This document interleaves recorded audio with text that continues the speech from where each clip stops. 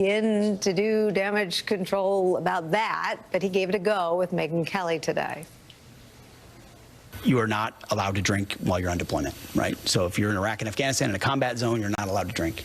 That's how I view this role as Secretary of Defense, is that I'm not going to have a drink at all. And it's not hard for me because it's not a problem for me. This is the biggest deployment of my life, and there won't be a drop of alcohol on my lips while I'm doing it. First of all, I've never had a drinking problem. No one's ever approached me and said, oh, you should really look at getting help for a drink. Never. I've never sought counseling, never sought help.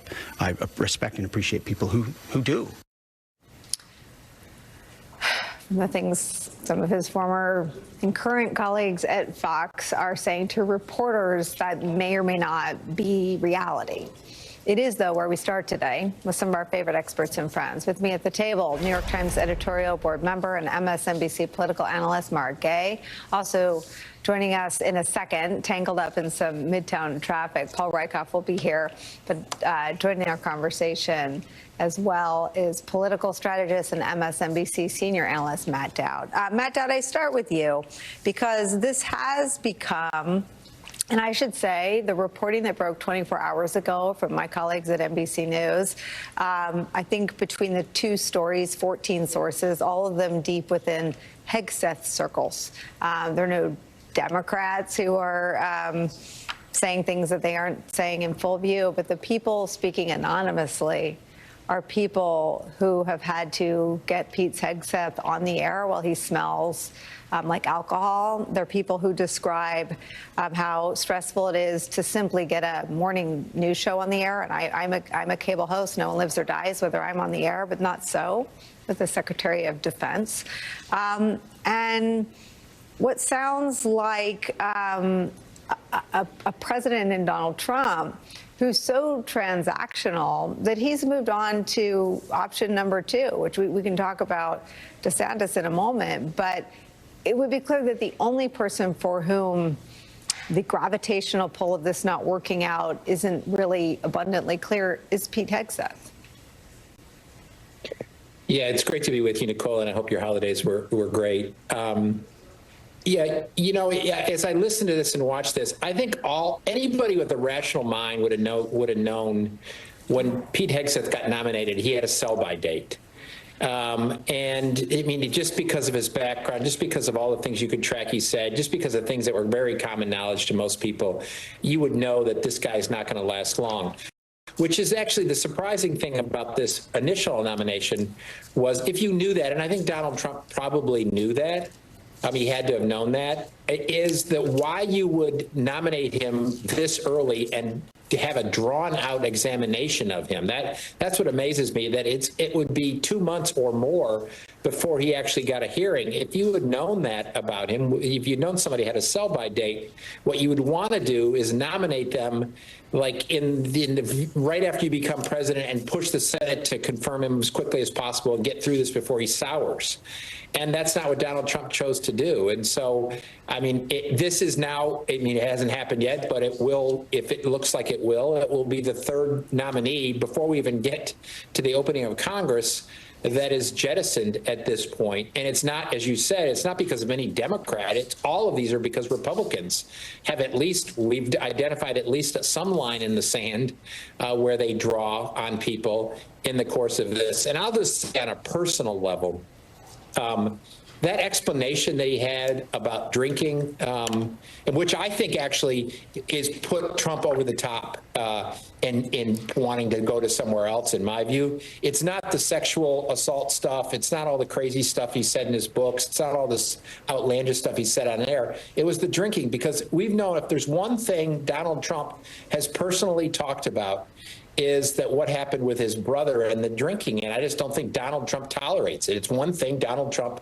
he'll tolerate corruption, he'll tolerate sexual assault, he'll tolerate all these things, but he doesn't tolerate drinking. And so when I heard that, I thought, okay, that's the end of it. But that his explanation is, and people that like me or others who have dealt with people in our families or friends that have had a drinking problem, they all say exactly what Pete said. No one's ever told me, I've never gone to counseling, I don't have a drinking problem, until they get the DWI or until they get in the car crash. And what I'm hoping happens is this is Pete Hegseth's car crash or DWI. that, he actually is able to, go through a 12-step process. And the first thing he identifies is, I have a problem, I need to deal with it. But his explanation, anybody that's dealt with anybody or has gone through a problem with alcoholism, watched his words, and they've heard those same words over and over and over again. Until you hit a bottom somewhere, you're going to say exactly what he says. I don't have a problem, and nobody's ever told me I had a problem, until you end up in a jail cell, until you end up in a car crash. Matt Dowd has brought this down to the human level, which is Matt Dowd's special gift. And at a human level, there's something, it is our job to cover these institutions and to give voice to people who can't speak out, right? The men and women of the military can't speak out. They can't go on Fox News. They can't go anywhere and weigh in on politics. But in the interest of the men and women of the military, having someone qualified and stable and viewed by their peers, whether they're at a nonprofit or whether they're at a news network, as capable is news. And covering a human being and the kinds of things that human beings' own mother said about them. I will not play the interview of Pete Hegseth's mother on Fox News because there's something of a hostage tape feeling to me. I can't watch it without feeling so uncomfortable that this family is in this position. But it goes to something Matt Dowd said.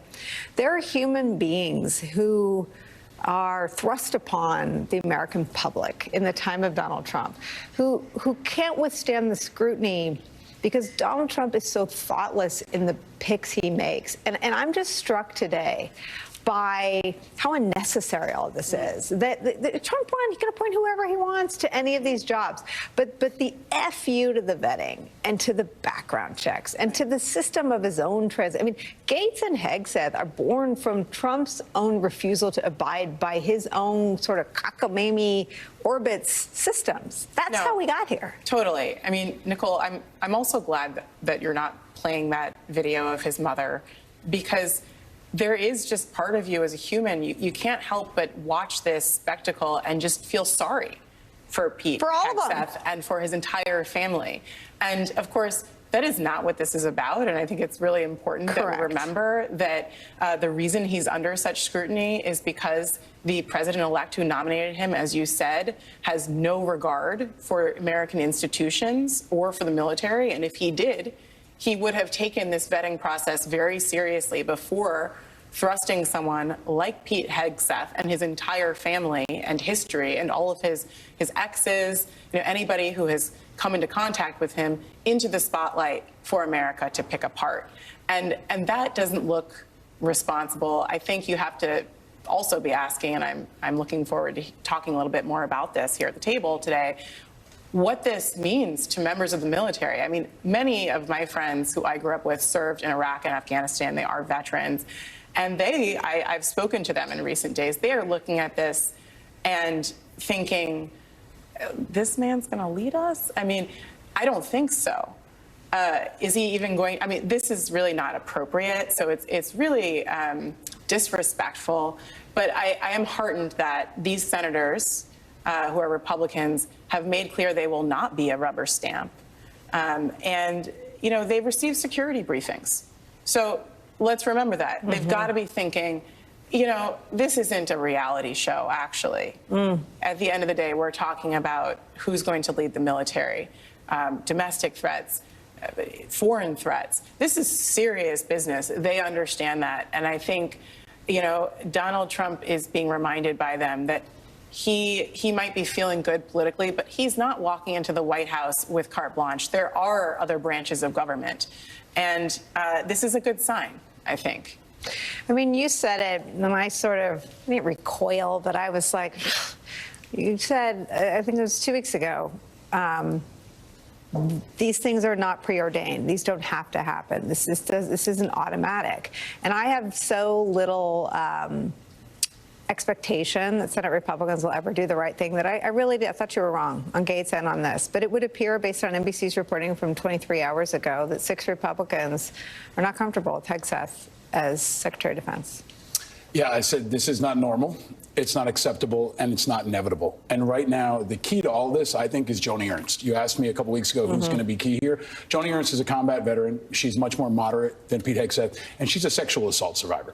So he's going to have to sit across from her and explain how he's going to effectively lead people like her, how he's going to pass her criteria to be the leader of a military that has 200,000 women in it. After he's also made the policy position that he wants to remove women from military, which I've said before, from combat, which I've said before means they're not equal, right? He's saying to Joni Ernst across from a senator, you are not equal to me. You can't do the same things I do. Now, if she votes no, or she comes out of this meeting that he may still be in with her now and says she's got reservations, I think he's done.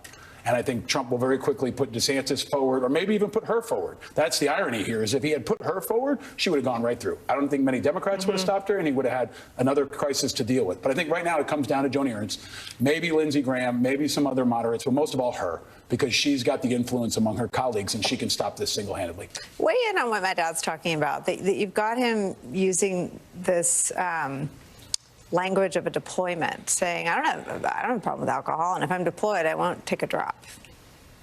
Look, I mean, there's so much stuff out there right now, and there's probably more to come. This is damage control. Did you know all this stuff? Because I feel like I didn't know any of these allegations, right? And I don't. But he is known throughout the community as a person who's political, who's become much more extreme, who said crazy stuff on TV on a regular basis. He's written crazy stuff, in my view, in his book. So that part of this is public. And America is getting to know the guy that most Fox viewers know. If you watch Fox, you know who he is.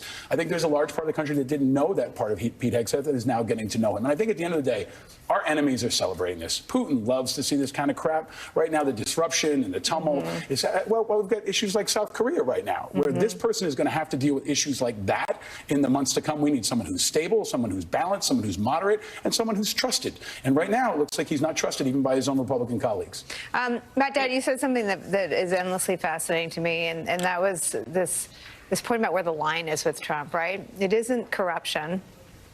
It isn't nepotism. I mean, Kushner's off to a pardon wasn't enough for Jared's dad. He's now getting an ambassadorship. There's another in-law getting something else.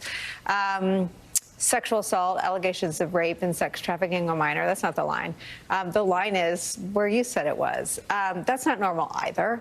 But it is fascinating and sordid, and something to sort of keep our eyes wide open as this hasn't even started yet. Trump isn't president until the end of January.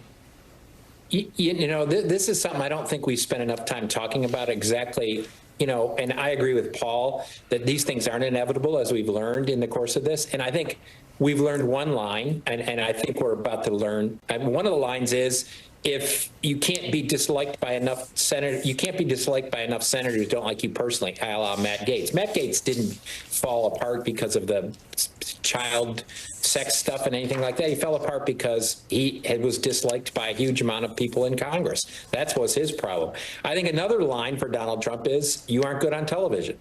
If you're not good on television, that would be a line, which is why he put a Fox News host in a position of power at the Department of Defense. And so I think one line, which I've always thought with Donald Trump, because if you examine anything he said, is drinking. That's a line for Donald Trump, a personal line because of what he went through and what his feelings were about his brother in the course of this. Not always compassionate towards his brother, as we've learned when we read about this. The other thing I want to talk about, I'm the father of a Army son